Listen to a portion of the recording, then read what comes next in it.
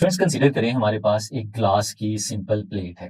वो मैं आपके सामने ड्रॉ करता हूँ। लेट्स सपोज स्टूडेंट्स इस तरह से हमारे पास ग्लास की एक छोटी सी प्लेट है। सॉलिड प्लेट है, ट्रांसपेरेंट ग्लास है, यानी जब इसके ऊपर लाइट फॉल करेगी तो लाइट जो है वो रिफ्लेक्ट हो जाएगी, इसमें से पास करके आगे की तरफ चली जाएगी। ये ट्रांसपेरेंट है। अब स्टूडेंट्स इमेजिन करें कि हम बाय एनी मीन्स इसके ऊपर एक स्क्रैच लगा देते हैं, स्क्रैच डाल देते हैं। तो स्टूडेंट्स हम लोग जानते हैं कि जब जिस जगह पे किसी भी ग्लास के ऊपर स्क्रैच आ जाता है, वो रीजन जिस जगह पे स्क्रैच आता है वो ट्रांसपेरेंट नहीं रहता। वहां से लाइट जो है वो पास करके आगे नहीं जा सकती। अगर हम लेट्स सपोज इस ग्लास को डिफरेंट जगहों से इस तरह से करके डिफरेंट अंदाज में स्क्रैचेस डाल दें, तो जितने ज्यादा स्क्रैचेस इसके ऊपर पड़े होंगे उतनी ही इसकी जो विजिबिलिटी है वो कम हो जाएगी। इसमें से लाइट जो पास करके आगे जा रही है और हम उसका इमेज देख रहे हैं वो हमारे लिए उतना ही ज्यादा मुश्किल हो जाएगा। इस तरह की ग्लास जहाँ पे हमने विजिबिलिटी को हिंडर करना हो, हमने कम करना हो, वहां पे इस्तेमाल होते हैं। तो स्टूडेंट्स यहाँ से एक रिजल्ट है जो हमने अपने जहन में रखना है कि जिस जगह पे स्क्रैच डाल दिया जाता है उस जगह से लाइट जो है वो पास करके आगे नहीं जा पाती, और वो वाला रीजन जो है वो ट्रांसपेरेंट नहीं रहता, वो वेगली ओपेक हो जाता है, या बाजुकात कुछ केसेस में कम्प्लीटली ओपेक भी हो जाता है। अब इमेजिन करें यही ग्लास स्लैब हमारे पास मौजूद थी जिसके ऊपर हमने रैंडम स्क्रैचेस लगाए हुए थे। हम उन रैंडम स्क्रैचेस की बजाय कोई मैकेनिकल इंस्ट्रूमेंट यूज करते हैं और उस मैकेनिकल इंस्ट्रूमेंट से इसके ऊपर एक सिक्वेंशियल फॉर्म में स्क्रैचेस लगा देते हैं, कुछ इस तरह से। लेट्स सपोज स्टूडेंट्स हम लोगों ने यहाँ पे एक स्क्रैच बिल्कुल वर्टिकल डायरेक्शन में लगा दिया। अब इस स्क्रैच वाला जो रीजन हमें नजर आ रहा है, ये स्क्रैच वाला रीजन ट्रांसपेरेंट नहीं रहेगा। इसके लेफ्ट और राइट साइड दोनों जगह पे मौजूद जो रीजन है वो ट्रांसपेरेंट ही है। अगर हम फर्दर आगे करें और इसे कुछ फासले पे एक और स्क्रैच लगा दें, इसी तरह से एक और स्क्रैच लगा दें, हम डिफरेंट स्क्रैचेस लगाते जाते हैं फासले पे रख के। अब ये जो स्क्रैचेस हमें नजर आ रहे हैं ये हमारे ग्लास को इन जगहों से ओपेक बनाते जा रहे हैं, और इनके जो दरमियान वाले हिस्से हमें नजर आ रहे हैं वो ट्रांसपेरेंट है। अगर हम इनके दरमियान में फर्दर इस तरह से करके और स्क्रैचेस डालते जाए, तो स्टूडेंट्स हम देखते हैं कि इससे क्या हो रहा होगा कि जो हमारे पास विजिबल रीजन है, यानी जहां से लाइट पास करके आगे जा रही है, वो कम से कम होता जा रहा है। तो स्टूडेंट्स इमेजिन करें कि अगर ये हम बहुत सारे स्क्रैचेस डाल दें तो ये जो स्क्रैचेस के दरमियान वाला पोर्शन है ये बिहेव करना शुरू कर देगा, ये एक्ट करना शुरू कर देगा एज ए स्लिट। हमें पता है कि स्लिट स्मॉल ओपनिंग को कहते हैं जहां से लाइट पास करके आगे की तरफ जा सकती है। तो अगर यहाँ पे भी ऐसे ही मामला हो जाए कि दो स्क्रैचेस अगर बहुत ज्यादा करीब डाल दिए जाएं तो उनके दरमियान वाला जो रीजन हमें नजर आएगा वो रीजन जो है वो ट्रांसपेरेंट रहेगा, और स्क्रैचेस वाला जो रीजन है वो ओपेक हो जाएगा, और जो दरमियान वाला रीजन है वो फिर एक स्लिट के तौर पे बिहेव करना शुरू कर देगा। तो स्टूडेंट्स इमेजिन करें कि इसी तरह से हमारे पास एक ग्लास की स्लैब है और हम किसी हाई प्रिसीजन वाला इंस्ट्रूमेंट जो है वो इस्तेमाल करते हैं, और उसके साथ इस पे मैकेनिकली बहुत ज्यादा करीब करीब स्क्रैचेस डालते जाते हैं। तो उनकी वजह से क्या होगा? उनकी वजह से ये होगा कि ये जो हमारे पास ग्लास की स्लैब है ये एक ऐसा मटेरियल बन जाएगा जिसके अंदर बहुत सारी तादाद के अंदर स्लिट्स मौजूद होंगी, और फिर हमें पता है कि स्लिट में से जब लाइट पास करती है तो हम उसकी डिफ्रैक्शन की वजह से डिफरेंट इंटरफेरेंस के पैटर्न्स और प्रॉपर्टीज को स्टडी कर सकते हैं। तो स्टूडेंट्स इसे ही हम लोग नाम देते हैं डिफ्रैक्शन ग्रेटिंग का। आपके सामने इसकी डिस्क्रिप्शन लिखी हुई है। अगर हम इसे पढ़ें कि डिफ्रैक्शन ग्रेटिंग क्या है, तो अब diffraction grating is a glass plate. Students keywords जिनका हमें पता होना चाहिए। सबसे पहले ये क्या है? ये एक ग्लास की प्लेट है having a large number of close parallel equidistant slits, यानी इसके अंदर बहुत सारी स्लिट्स लगी हुई हैं, इक्विडिस्टेंट हैं, उनके दरमियान फासला जो है वो बराबर है, और दी स्लिट्स आर मैकेनिकली रूल्ड, यानी हमने उनको मैकेनिकली उसके ऊपर किसी चीज से, जैसे स्क्रैच मैंने आपको बताया, स्क्रैच डाल के इस तरह से हमने स्लिट्स जो है वो बनाई हुई है। अब इमेजिन करें स्टूडेंट्स कि जो स्लिट्स इसके अंदर बनाई गई हैं, अगर हम इनके नंबर की बात करें तो स्टूडेंट्स ये 400 टू 5000 स्लिट्स पर सेंटीमीटर के रीजन के अंदर रूल हुई होती है। मतलब अगर आप इमेजिन करें कि 1 सेंटीमीटर का जो रीजन है उस 1 सेंटीमीटर में हम लोगों ने 4000 या 5000 रूलिंग्स जो है वो बनाई है, इतनी सारी स्लिट्स उसके अंदर लगा दी है। हमारे लिए 400 को ही इमेजिन करना मुश्किल होगा, और अगर 5000 होगी तो इनके दरमियान फासला कितना कम होगा। तो स्टूडेंट्स अगर हम इस ग्लास को अपनी नेकेड आई से, अनएडेड आई से देखने की कोशिश करेंगे तो हम उसे बिल्कुल भी ऑब्जर्व नहीं कर पाएंगे, क्योंकि वो हमें ऐसे ही लगेगा जैसे एक ओपेक ग्लास है जिसमें से लाइट पास करके आगे नहीं जा पा रही, क्योंकि जो स्लिट्स हैं वो बहुत थिन है उसके दरमियान। तो स्टूडेंट्स इसी तरह की अगर हमारे पास एक डायफ्रैक्शन ग्रेटिंग हो तो उस डायफ्रैक्शन ग्रेटिंग को हम लोग यहाँ पे स्टडी करेंगे किस तरह से, ये आपके सामने बना है। लेट्स सपोज फ्रेंड्स यही जो हमने डायफ्रैक्शन ग्रेटिंग बनाई है, अगर आप इसको ऑब्जर्व करें कि जैसे ये मेरा हाथ है, इस हाथ को आप समझें कि ये एक ग्लास की स्लैब है जिसके ऊपर मैकेनिकल रूलिंग्स हुई है, हमने स्लिट्स लगाई है। अब स्टूडेंट्स अगर हम इसको देखिएगा जरा, अगर हम इसको प्लेस करें, इसको यहाँ से उठाएं और उठाने के बाद इसकी डायरेक्शन कुछ इस तरह से कर दें, तो जो रूलिंग्स हमारे पास हुई थी वो अब इस डायरेक्शन में हमें नजर आएंगी और उसको हम यहाँ पे प्लेस कर देते हैं। ये जो स्टूडेंट्स आपको रीजन नजर आ रहा है, इसमें ये स्क्रैचेस को रिप्रेजेंट कर रहे हैं और जो इसके दरमियान में स्मॉल ओपनिंग्स आपको नजर आ रही है स्टूडेंट्स, ये जो स्मॉल ओपनिंग्स हैं ये वो ट्रांसपेरेंट रीजन हैं जो अभी भी ऐसे हैं कि लाइट जब इनमें से पास करेगी तो पास करने के बाद वो आगे जा सकती है, रिफ्लेक्ट कर सकती है ये ट्रांसपेरेंट मीडियम है। तो स्टूडेंट्स ये हमारे पास डायफ्रैक्शन ग्रेटिंग है जिसके हम लोगों ने साइड व्यू यहाँ पे बनाया हुआ है। तो स्टूडेंट्स इसके अंदर बहुत सारी स्लिट्स हैं। अगर हम कोई सी दो स्लिट्स की बात करें तो हम लोगों ने यहाँ पे इसकी डेफिनेशन में ये भी चीज लिखी है कि ये जो स्लिट्स हैं ये इक्विडिस्टेंट है। इक्विडिस्टेंट का मतलब क्या होता है? इक्विडिस्टेंट का मतलब होता है कि इनके अंदर फासला जो है वो बराबर है, यानी कोई सी दो स्लिट्स अगर आप ले लें तो उन दो स्लिट्स के दरमियान जो डिस्टेंस होगा वो डिस्टेंस इक्वल होगा। और स्टूडेंट्स उस डिस्टेंस को हम लोग रिप्रेजेंट करते हैं स्मॉल डी के साथ, यानी अगर दो स्लिट्स के दरमियान यहाँ पे हम डिस्टेंस की बात करें तो डिस्टेंस स्टूडेंट्स इस केस में स्मॉल डी के बराबर है। और ये जो आपको रेड कलर में लाइंस नजर आ रही हैं, आप इसे इमेजिन करें कि पीछे से एक सोर्स है और उस सोर्स से पैरेलल रेज ऑफ लाइट हैं जो आगे की तरफ आ रही हैं और उसको हम लोगों ने इधर डायफ्रैक्शन ग्रेटिंग के ऊपर गुजार डाला हुआ है। अब हमें पता है कि हर एक स्लिट जो है वो इस केस में बिहेव करेगी एज ए सेकेंडरी सोर्स, क्योंकि हम लोगों ने इस चैप्टर के स्टार्ट में ही पढ़ा था। हाइगन्स का प्रिंसिपल ही ये है कि जब भी कोई लाइट जो है वो पहुंचती है किसी भी रीजन पे और उस रीजन में अगर थोड़ी सी ओपनिंग मिल जाए तो वो ओपनिंग जो है वो as a secondary source of light behave करना शुरू कर देती है और वहां से जो सेकेंडरी वेवलेट्स हैं वो बनते हैं और फिर वेव फ्रंट्स बनते चले जाते हैं। लेकिन यहाँ पे हम लोगों ने वेव फ्रंट्स नहीं लिए हुए, यहाँ पे जो स्टूडेंट्स हम लोगों ने लिए हैं वो रेज ऑफ लाइट ली हुई है। अब ये जो रेज ऑफ लाइट है जब ये इस पे पड़ेंगी तो इनमें से पास करके आगे की तरफ जाएंगी। अब किस तरह से हमें पता है कि लेट्स सपोज स्टूडेंट्स ये जो रे ऑफ लाइट है हम इन्हें नंबर दे देते हैं, इसे हम कह देते हैं ये 1 है, ये 2 है, ये 3 है, 4, 5, 6 एंड 7। ये 7 रेज ऑफ लाइट हैं जो 7 स्लिट्स में से पास करके आगे जाएंगी। अब हमें पता है स्टूडेंट्स अगर ये एक रे ऑफ लाइट है, जब ये यहाँ से पास करेगी तो डिफ्रैक्शन होगी और डिफ्रैक्शन में क्या होता है कि ये अपने पाथ से डेविएट कर जाती है, ये सीधा आगे जाने की बजाय एक सर्टेन एंगल पे बेंड हो जाएगी। इसी तरह जो ये सेकंड रे ऑफ लाइट हमें नजर आ रही है ये भी स्टूडेंट्स उसी एंगल पे बेंड हो जाएगी।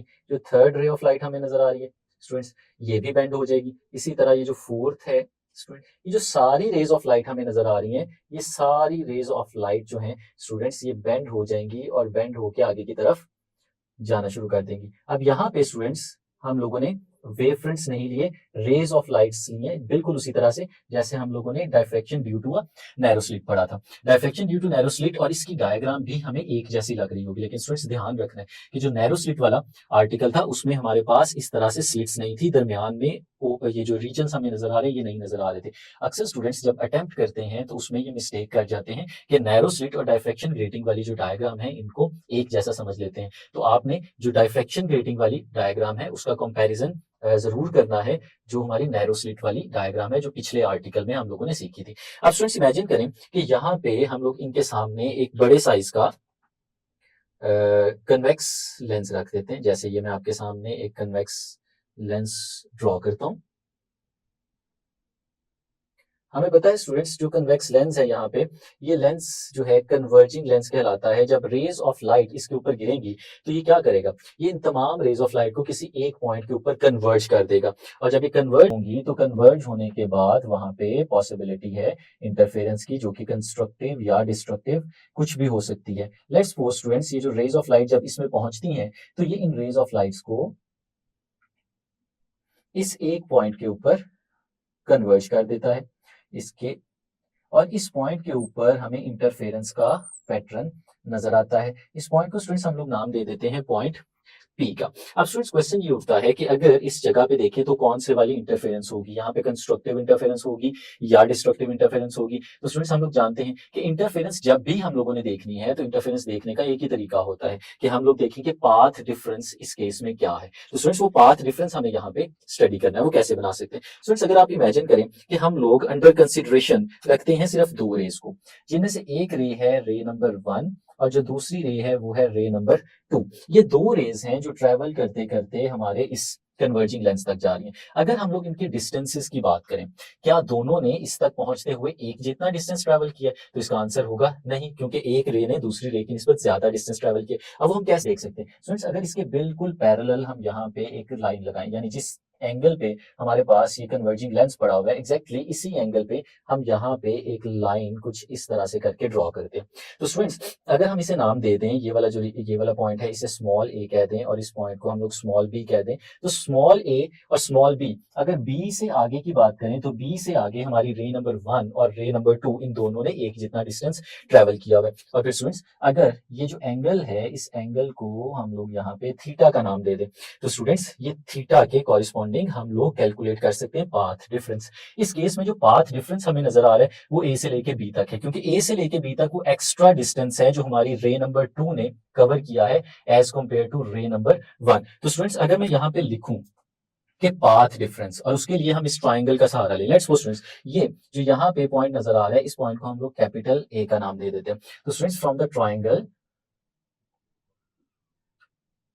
Triangle A capital, A small and B, ये जो ट्राइंगल है स्टूडेंट्स, अगर हम इसको देखें तो ये ट्राइंगल को देखने के लिए हम जरा इसे थोड़ा सा मैग्नीफाई करके, थोड़ा सा बड़ा करके यहाँ पे दोबारा बना देते हैं। तो स्टूडेंट्स अगर इस ट्राइंगल को देखें, ये देखें बिल्कुल इस तरह से, ये हमारे पास स्मॉल ए है, ये हमारे पास कैपिटल ए है, और फिर ये हमारे पास एक लाइन नजर आ रही है, और फिर इस तरह से इस पॉइंट को हमने बी का नाम दिया हुआ है। ये एंगल 90 डिग्री है और ये एंगल है स्टूडेंट्स हमारे पास थीटा।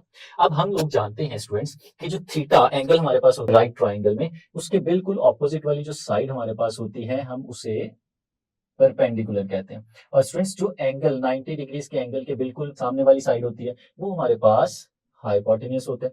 तो स्टूडेंट्स अगर इस केस में हमने इस ट्राइंगल में से sine of angle theta find out करना हो, तो हमें पता है कि साइन ऑफ एंगल थीटा ये हमेशा बराबर होता है परपेंडिकुलर ओवर हाइपोटेन्यूस। अब इस केस में स्टूडेंट्स अगर हम परपेंडिकुलर हाइपोटेन्यूस की बात करें, तो स्टूडेंट्स हमें पता चल रहा है कि जो परपेंडिकुलर है इस केस में वो है हमारे पास ए बी, और जो हाइपोटेन्यूस है हमारे पास वो है कैपिटल ए एंड स्मॉल ए। अब स्टूडेंट्स देखिए जरा, कैपिटल ए और स्मॉल ए ये तो दो स्लिट्स के दरमियान फासला है, और दो स्लिट्स के दरमियान फासले को तो हम लोगों ने स्मॉल डी के साथ रिप्रेजेंट किया हुआ है। तो फिर अगर इनकी वैल्यूज यहाँ पे सब्सटीट्यूट की जाए, तो sine of angle theta students ये हमारे पास आ जाता है A B divided by capital D. और फिर अगर इसे थोड़ा सा हम लोग रीअरेंज करते हैं, तो हमारे पास ए बी इक्वल आ जाता है D sine of angle theta. अब स्टूडेंट्स ये हमारे पास एक इक्वेशन बन गई, इस इक्वेशन को हम लोग इक्वेशन नंबर 1 का नाम दे देते हैं। अब इस इक्वेशन नंबर 1 में जो हमने ए बी फाइंड आउट किया है, ये बेसिकली पाथ डिफरेंस है, ये वो एक्स्ट्रा डिस्टेंस है जो रे नंबर 2 ने ट्रेवल किया था एज कंपेयर टू रे नंबर 1। अब स्टूडेंट्स हम अपनी बुक को यहाँ पे फॉलो करते हैं और जो केस यहाँ पे डिस्कस हुआ है बिल्कुल अकॉर्डिंगली उसको वैसे ही देखते हैं। लेट्स सपोज स्टूडेंट्स हमारे पास यहाँ पे जब 1 और 2 आपस में मिली थी, तो उनके मिलने की वजह से जो इंटरफेरेंस हुई थी वो एक कंस्ट्रक्टिव इंटरफेरेंस थी। तो अगर स्टूडेंट्स वो कंस्ट्रक्टिव इंटरफेरेंस हो, तो हमें पता है कि वो जो पाथ डिफरेंस है वो लैम्डा का मल्टीपल होता है। और इस केस में लेट्स सपोज ए से लेके बी तक का जो फासला है, ठीक है, for constructive interference, for constructive interference जो ए से लेके बी तक का फासला है, लेट्स सपोज स्टूडेंट्स वो इक्वल है लैम्डा के। और फिर स्टूडेंट्स हम लोग इसे क्या नाम दे देंगे, ये हमारी इक्वेशन नंबर 2 बन जाएगी। और अगर वहां पे कंस्ट्रक्टिव इंटरफेरेंस हो रही है तो फिर ये बनेगा। इसी तरह से अगर हम लोग आगे देखते हैं तो हो सकता है 3 और 1 के दरमियान 2 लैम्डा पाथ डिफरेंस आ रहा हो, और इसी तरह 3 4 5 6 लैम्डास का पाथ डिफरेंस हमें मिलता जाए। हम बुक की फिगर को भी यहाँ पे देख सकते हैं इसके साथ में। तो स्टूडेंट्स अगर हम कंपैरिजन करें इन दोनों इक्वेशंस का, comparing equation number 1 and equation number 2, तो स्टूडेंट्स देखते हैं दोनों की लेफ्ट हैंड साइड सेम है। तो अगर दोनों की लेफ्ट हैंड साइड सेम होंगी तो दोनों की राइट हैंड साइड भी इक्वल होनी चाहिए। तो राइट हैंड साइड को अगर हम लोग यहाँ पे लिखें तो कुछ इस तरह से स्टूडेंट्स हम लोग लिख सकते हैं, इक्वेशन 1 की जो राइट हैंड साइड है वो हमारे पास इक्वल है D sine of angle theta, और इक्वेशन नंबर 2 की जो राइट हैंड साइड है वो इक्वल है लैम्डा के। तो स्टूडेंट्स ये हमारे पास रिलेशन आ जाएगा D sine of angle theta is equal to lambda. अब स्टूडेंट्स ये तो हमें जो नजर आ रहा है ये एक बेसिक इक्वेशन है जो हमने पहले पाथ रेफरेंस के साथ बनाई। अब स्टूडेंट्स अगर हम लोग बात करें कि बिल्कुल सेंटर में बनने वाली, यानी इसी इक्वेशन को अगर हम लोग सामने रखें, हम इसे नाम दे देते हैं इक्वेशन नंबर 3 का। सो इस इक्वेशन नंबर 3 को देखें और इसमें अगर हम लोग ये कहें कि जो हमारे पास थीटा है ये थीटा 0 डिग्रीज है, तो थीटा 0 डिग्रीज होने का मतलब ये है कि हमारे पास यहाँ पे एंगल कोई नहीं बन रहा होगा और लाइंस जो है बिल्कुल सीधी आगे की तरफ जा रही होंगी। जब बिल्कुल सीधी आगे की तरफ जा रही होंगी तो वो सेंटर में मिल रही होंगी और वहां पे जो हमारे पास पाथ डिफरेंस है वो 0 हो जाएगा,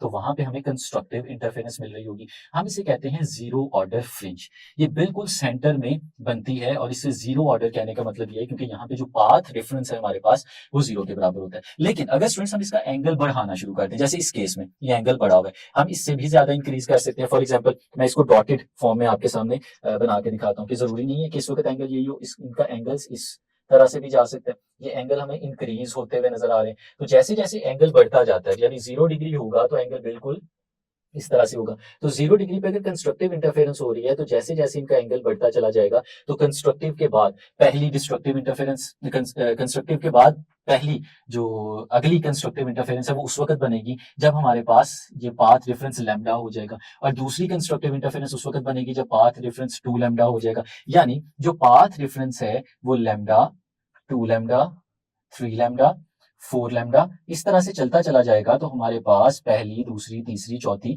पांचवी और सो ऑन इस तरह की अगली कंस्ट्रक्टिव इंटरफेरेंस नजर आना शुरू हो जाएंगी। और इससे पहले वाली हम लोगों ने देखा 0 ऑर्डर हमारे पास पहली फ्रिंज नजर आ रही होगी। तो स्टूडेंट्स अगर इसे जनरलाइज करें तो हम इस एक्सप्रेशन को कुछ इस तरह से भी लिख सकते हैं कि हमारे पास जो D sine of angle theta है ये n टाइम्स ऑफ लैम्डा इसके बराबर है, और यहाँ पे जो n है इसकी वैल्यू हम लोग देख रहे हैं कुछ भी हो सकती है, यानी 0, 1, 2, 3, 4 इस तरह ये सारी वैल्यूज हमारे पास n के लिए मिल सकती है, प्लस के लिए भी और माइनस के लिए भी। क्योंकि अगर हम अपवर्ड डायरेक्शन में सेंटर से प्लस ले लेंगे तो जो डाउनवर्ड डायरेक्शन हमारे पास होगी हमें उसे माइनस लेना पड़ेगा। तो इस केस में स्टूडेंट्स हमारे पास जो n की वैल्यू है वो 0, +-1, +-2 एंड सो ऑन इस फॉर्म में हमें मिल जाएगी। और जो कंस्ट्रक्टिव और डिस्ट्रक्टिव इंटरफेरेंस के पैटर्न्स हैं वो हम इसी तरह से देख सकते हैं। लेकिन अगर हम डिस्ट्रक्टिव इंटरफेरेंस की इसमें बात करते हैं तो फिर वो फर्स्ट ऑर्डर होगी, सेकंड ऑर्डर होगी, थर्ड ऑर्डर होगी, वो 0 ऑर्डर नहीं होगी। 0 ऑर्डर सिर्फ हमारे पास कंस्ट्रक्टिव इंटरफेरेंस के केस में होता है, क्योंकि जो सेंटर है वहां पे पाथ रेफरेंस हमारे पास 0 मिल जाता है, इसलिए वो 0 ऑर्डर हमारे पास डायफ्रैक्शन होती है।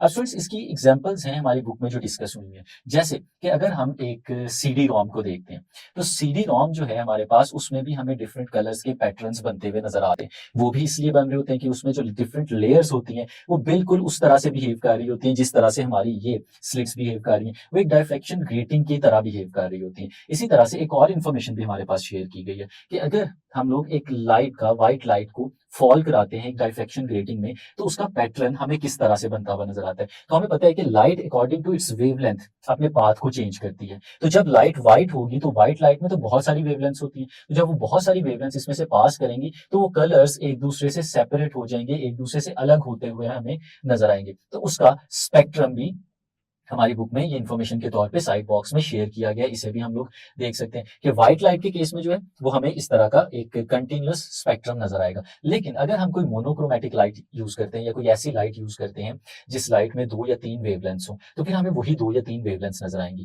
डायफ्रैक्शन ग्रेटिंग का एक और एडवांटेज भी है, या आप इसे कह सकते हैं कि इसका एक यूज भी है कि अगर हमारे पास कोई लाइट हो और हम चेक करना चाहते हो कि वो लाइट जो है वो प्योरली मोनोक्रोमेटिक है या नहीं, तो हम लोग क्या करें, उस लाइट को डायफ्रैक्शन ग्रेटिंग में से पास करें। अगर पास करने के बाद आउटपुट में दूसरी तरफ हमें एक से ज्यादा जगहों पे लाइट नजर आ रही हो तो इसका मतलब ये होगा कि वो एक से ज्यादा वेवलेंथ्स थी उसके अंदर, और अगर वो डायफ्रैक्शन ग्रेटिंग में से पास करने के बाद एक ही जगह पे हमें नजर आ रही हो तो इसका मतलब था कि वो सिर्फ एक ही वेवलेंथ थी जो एक सर्टेन पोजीशन पे डायफ्रैक्ट होके चली गई। तो स्टूडेंट्स ये था। अब इसमें एक छोटा सा शॉर्ट क्वेश्चन है जिसे हमें अच्छे से तैयार करना है। एक टर्म है जिसके बारे में पेपर में भी पूछा जाता है और आपको पता भी होना चाहिए, और हमारी इस आर्टिकल के सेकंड पैराग्राफ में उसे एक्सप्लेन भी किया गया, और वो क्या है, वो टर्म है ग्रेटिंग एलिमेंट।